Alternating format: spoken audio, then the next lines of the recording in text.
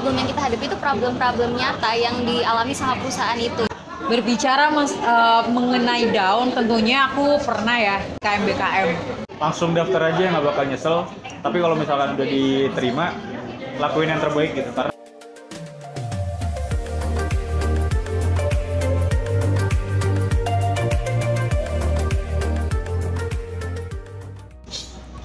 Kita pakai pertanyaan pertama, perkenalkan diri, nama dan prodi Anda, beserta MBKM di mana dan berapa lama waktu MBKM Anda. Oke, kenalin, namaku Syifa Syaukia, biasa dipanggil Syifa. Aku dari prodi Instrumentasi angkatan 2019. Kemarin waktu semester 5 aku MBKM di Microsoft Indonesia, bagian Data and Artificial Intelligence. Di sana aku MBKM kurang lebih selama 1 semester 5 bulan. Jadi 4 bulan MBKM, 1 bulan terakhir itu proyek akhir dan laporan. Halo, perkenalkan aku Inayah Wijaya Denan, bisa dipanggil Naya, dari jurusan Statistika 2019. Kebetulan aku MBKM di PT Zona Edukasi Nusantara atau Zenius kurang lebih selama 5 bulan. perkenalkan, nama aku Hafiz Daifullah, aku dari prodi Kimia angkatan 19. Alhamdulillah kemarin itu bisa berkesempatan untuk menjalankan program magang Merdeka Belajar Kampus Merdeka, magang dari studi independen di PT Paragon Technology and Innovation. Untuk lama magangnya itu sekitar 5 bulan kalau nggak salah. Apa hal terseru dan berkesan bagi Anda selama mengikuti MBKM? Hal terseru dan berkesan bagi aku ketika MBKM adalah sesi coaching dan mentoring, di mana pada sesi ini kita dihadapkan dengan teman-teman di seluruh Indonesia tentunya. Nah, di sini kita coaching dan mentoring ini kita dibagi per kelompok ya dalam MBKM, dan di situ kita ketika merasa kesusahan dalam materi atau ketika kita ada tugas atau proyek, nah kita bisa mendiskusikan pada grup coaching mentoring ini. Jadi nantinya ada satu coach yang akan membantu kita, yang akan mengarahkan kita selama satu periode MBKM ini. Berkesan pertama, tempatku magang itu adalah perusahaan kosmetik terbesar di Indonesia, dan karena perusahaan kosmetik otomatis di sana mayoritas kayaknya hampir 90% itu wanita gitu. Teman aku magang juga dari 8 orang, 7-nya itu teman-teman wanita, aku cowok sendiri.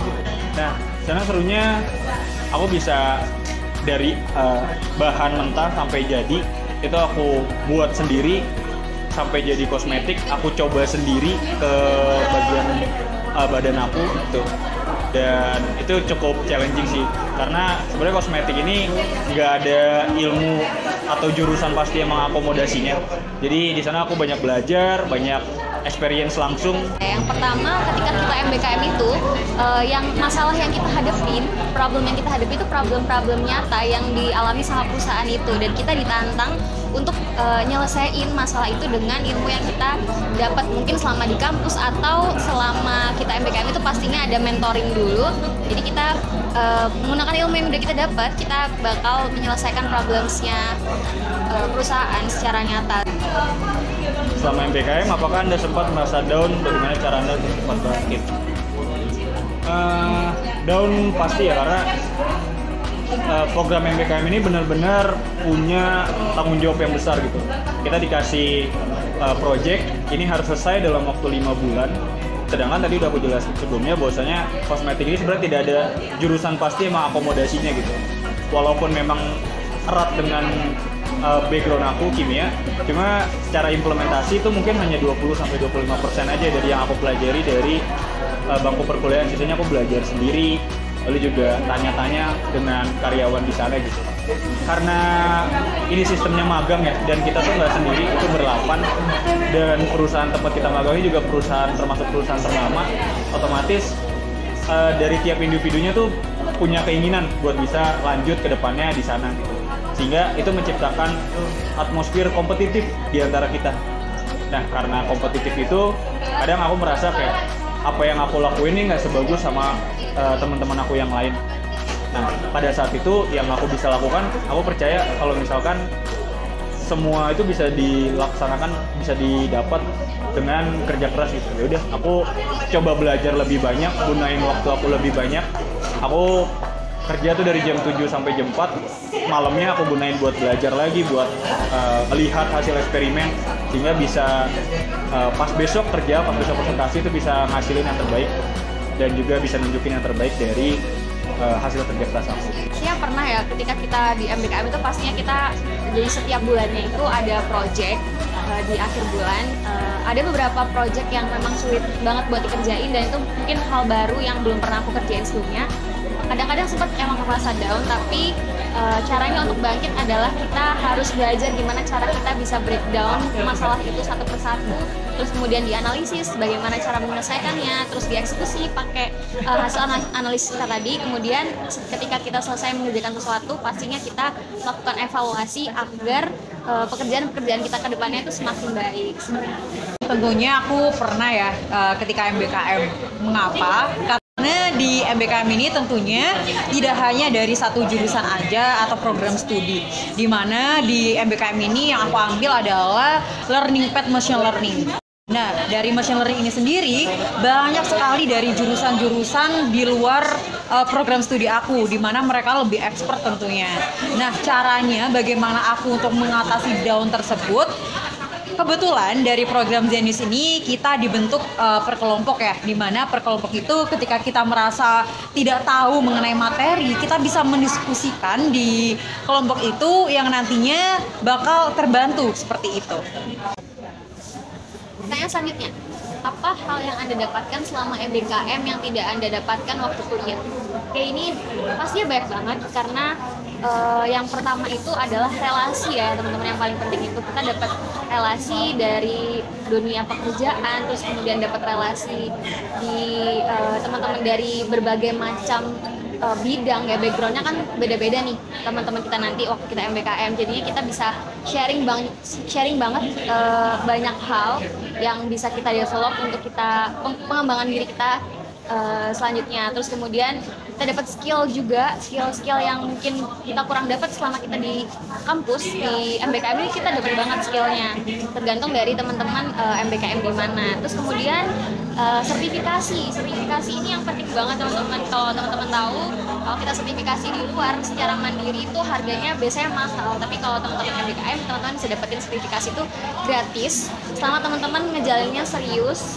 Terus kemudian mengerjakan semua proyeknya dengan baik, teman-teman bakal dapat sertifikasi yang pasti berguna untuk karir teman-teman ke depannya. Yang pertama yaitu mengenai konversi SKS, di mana di MBKM ini kita dikonversi SKS secara cuma-cuma 20 SKS. Sedangkan kita hanya mengambil satu learning path, yaitu khusus machine learning gitu ya, yang Kanaya dapetin. Nah, sedangkan kalau kita di perkuliahan, kita mengambil berbagai macam mata kuliah dan satu mata kuliahnya hanya dikonversi 3 SKS.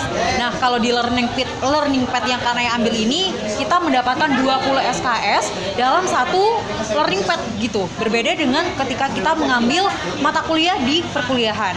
Dan yang aku dapetin di MBKM ini yang tidak aku dapatkan ketika perkuliahan, yaitu kita bertemu dengan berbagai macam teman-teman di seluruh Indonesia, di mana mereka mengambil program studi yang berbeda-beda. Nah, dari situ aku mendapatkan banyak sekali insight atau hal-hal menarik gitu dari teman-teman yang mengambil learning path machine learning ini, meskipun mereka dari berbagai macam jurusan. Yang pertama adalah kesempatan untuk bisa membuat langsung berkarya dari nol sampai ke titik akhir gitu. Mungkin kalau misalkan kita di bangku perkuliahan, ya praktikum kita udah tahu metodenya apa, tujuannya apa, segala macam. Cuma di sana di Paragon, aku tuh dikasih project hanya masalahnya aja. Di perusahaan ini kita butuh sesuatu untuk bisa menyelesaikan masalah ini gitu. Nah, aku yang cari tahu sendiri metode yang mau gunain seperti apa, aku yang tahu sendiri nanti hasilnya seperti apa, dan metode itu terus berkembang, trial dan errornya juga setiap aku coba itu selalu selalu berubah-ubah, selalu berkembang, sehingga di setiap kegagalan itu aku pun selalu menjadi lebih baik, belajar lebih banyak, experience lebih banyak, dan itu mungkin hanya bisa aku dapatkan nanti di dunia kerja, tapi aku udah dapat spillannya di 5 bulan kemarin gitu. Apa pesan Anda untuk teman-teman yang akan mendaftar MBKM? Pesan aku kepada seluruh teman-teman yang ingin mendaftar MBKM, jangan ragukan diri kalian. Karena sebenarnya dari MBKM ini tuh banyak sekali pilihan. Tidak hanya studi independen seperti yang Kak Naya sebutkan tadi. Ada magang, ada riset, ada penelitian, dan masih banyak lagi. Di mana teman-teman bisa bertumbuh dan berkembang dalam MBKM ini dan nantinya akan dikonversi secara cuma-cuma ke SKS-nya teman-teman. Seperti itu. Tentunya di program MBKM ini teman-teman gak usah takut atau ngerasa ragu gitu ya. Karena nanti mungkin ada 1-2 yang ngerasa aduh takut banget gitu kita berproses di MBKM ini.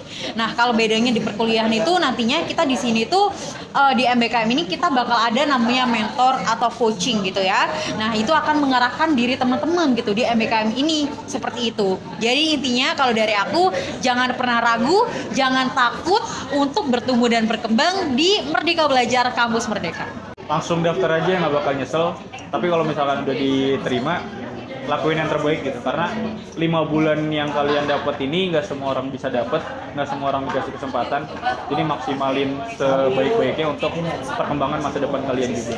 Aku sampaikan ke teman-teman yang pertama adalah siapkan dokumen-dokumen sebaik mungkin secara administratif ya. Teman-teman pasti butuh yang namanya CV, terus kemudian esai yang dibutuhkan kalau misalnya teman-teman mendaftar ke perusahaan, itu siapkan sebaik mungkin karena kan makin ke sini pendaftaran MBKM juga semakin banyak. Jadi CV-nya teman-teman itu diperbaiki sebaik mungkin gitu supaya di seleksi awal, di screening awal itu teman-teman bisa masuk gitu. Kemudian teman-teman belajar juga bagaimana cara menjawab pertanyaan ketika interview, terus perdalami perusahaan yang teman-teman pengen jalani waktu teman-teman MBKM. Terus kemudian apabila teman-teman diterima di MBKM, di tempat MBKM teman-teman, serap ilmu sebanyak mungkin, jangan sia-siakan kesempatan yang teman-teman dapetin ketika MBKM. Serap ilmunya, terus kemudian jalin relasi sebanyak-banyaknya sama teman-teman, kemudian sama mentor juga, sama karyawan-karyawannya juga kalau bisa. Jadi maksimal gitu yang didapatkan ketika MBKM itu. Terus kemudian jangan lupa ilmu-ilmu yang udah didapatkan tadi diimplementasikan juga ke kehidupannya teman-teman supaya teman-teman bisa develop diri teman-teman menjadi lebih baik lagi.